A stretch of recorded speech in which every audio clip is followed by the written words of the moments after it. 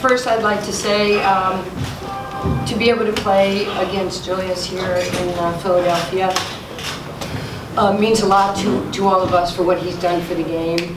And you know, this is his city, and we're just really proud of him. It was an honor. And for our guys, you know, we've had some injuries. You've noticed the MVP, Corey Maggette, is not here. Quentin Richardson was not able to play today. And strategically, you know, our guys have brought in players to be able, you know, to kind of stem the tide right here.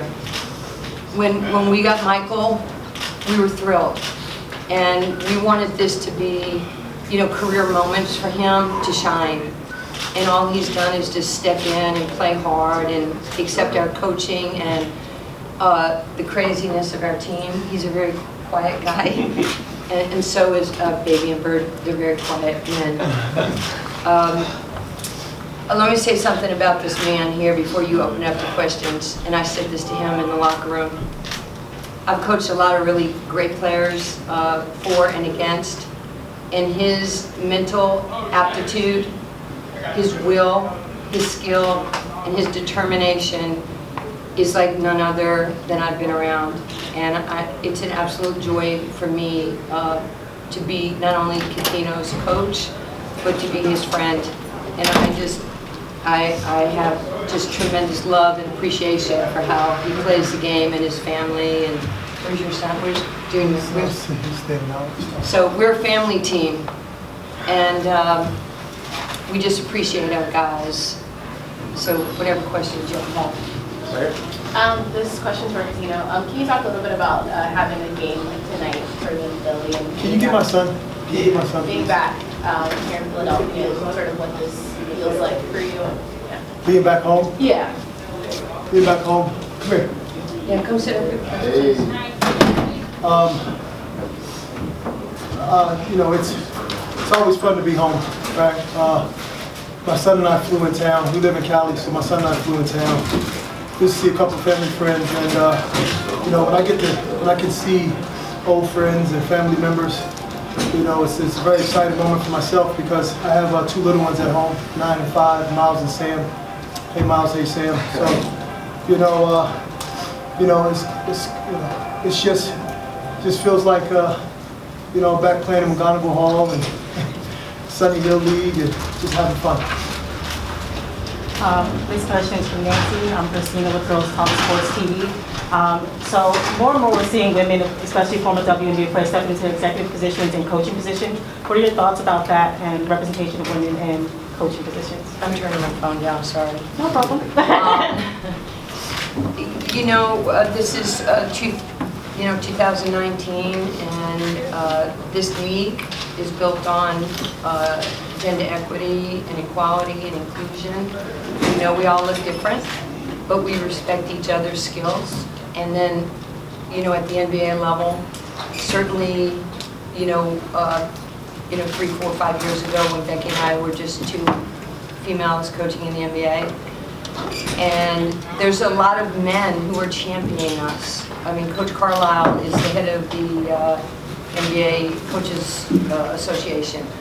And he said it in a press conference. He says, you know, these girls, you got to be prepared. These women are coming, and they're good, and they're talented. And I think now there might be 6 or 7 assistant coaches. And Adam Silver, within the last 6 months, has said he would like to see a female head coach in the NBA sooner than later.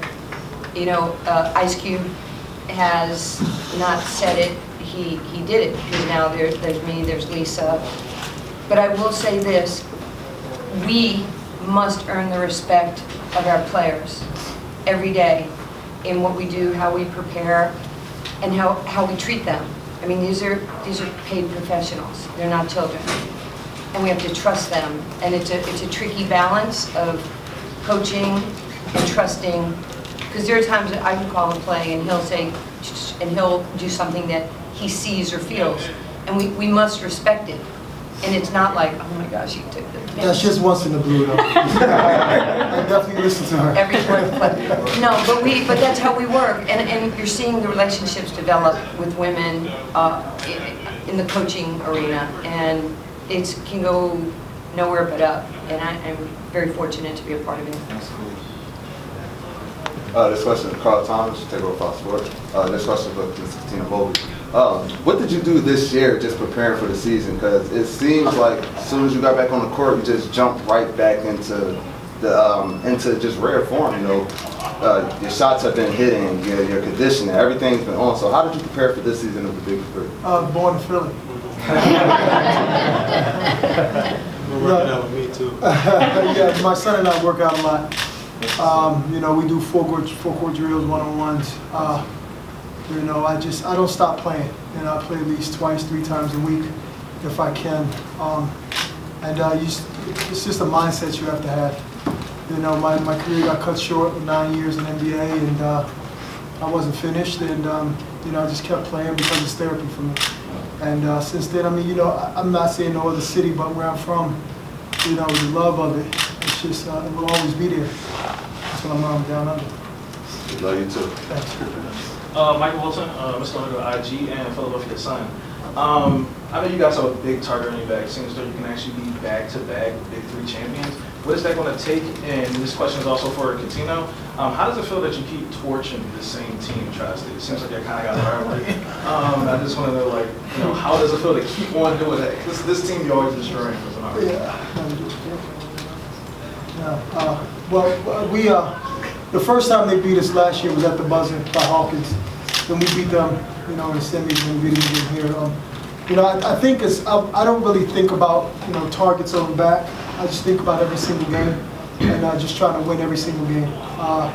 That's our mindset as a team. And our coach Nancy, I mean, I don't know who's better than her. Right? She gets us prepared. Like literally Sunday, there's emails of what the other team can do, what their weaknesses are, what their strengths are, and then it's up for us, myself, Michael, Q, Birdman, Baby. You know, we're just literally locked in. And from Nancy to myself to the rest of the guys, we have to be ready to play. And you know, for me, you know, as soon as we come in the gym, I don't really smile much. So I'm not trying to have friends. You know what I mean? And I think that's, you know, Nancy's the same way. And I think it just trickles down for the rest of us that we come to play. We're not for all the fancy stuff. Nancy had mentioned before that you know, she needed to earn the respect, both of you guys. Did it come pretty immediate, like that you earned her respect, that you said that this is someone, which is obviously a Hall of Fame player and everything. Like, was it easy to respect her as a basketball mind, I guess, once you you know, once you respect your mother, do you respect? Yeah, right? Yeah. It's no different. You know what I'm saying? Like she has an amazing basketball mind, right? And she's a human being, right there. Yeah. So. You know, I can see if she was something else. You know, she's a basketball mind, right? She's a Hall of Famer, right? She's a human being. So right then and there, that's when you respect the person. You know, it's not about anything else. Yeah, she's known my dad for years, and he already told me about her. So from the jump, I was respecting her. Sean Weatherspoon, NBA panel. I had the pleasure of interviewing you guys last year when we won the championship, and your championship ceremony was crazy. It seems like you guys haven't had any layover or anything. How important would it be for you to go back to that? You know, we don't really think about the championship. We think about possession by possession. That's our mentality. This guy has lived around championships with dad, with brother, with, you know, him coming to our team. We could probably take some information from you and help us get better. You know, we're trying to pull information from anywhere we can, because I had to be a better coach this year.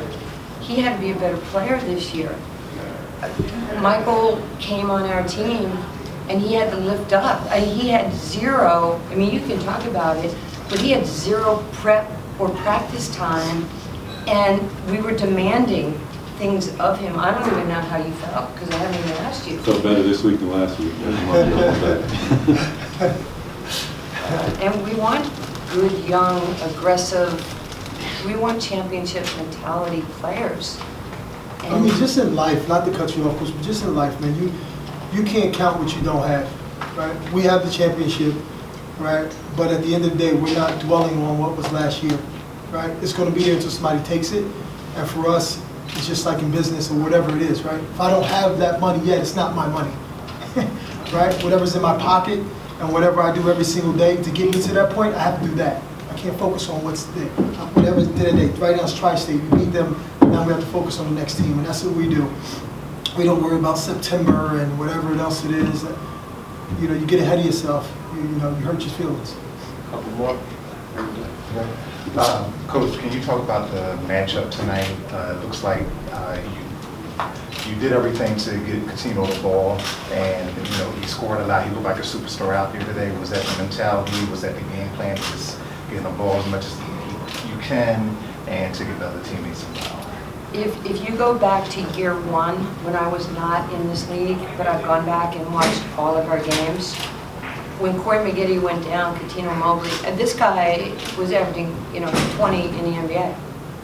But he chose to take a step back and be a facilitator and do other things when Corey was healthy. And then when Corey went down, he did what he continues to do. Last year on our team, that shows you, the IQ and the will of this man. And he put our team first because he can score when he wants, how he wants.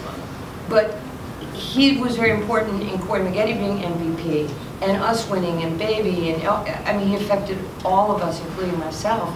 But he sacrificed everything for our team because he didn't really give a crap about points. All he cared about was winning. And now Corey is hurt again.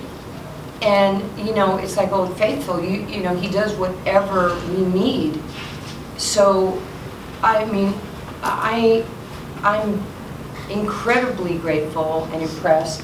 And then he gets 10 rebounds, in not only defending, but doing, the 50-50 balls and doing the extra things that it takes. But, there's no doubt that, that the head of the snake is Coutinho Mobley. We follow his lead. Last question. It's her birthday. Oh, There you go.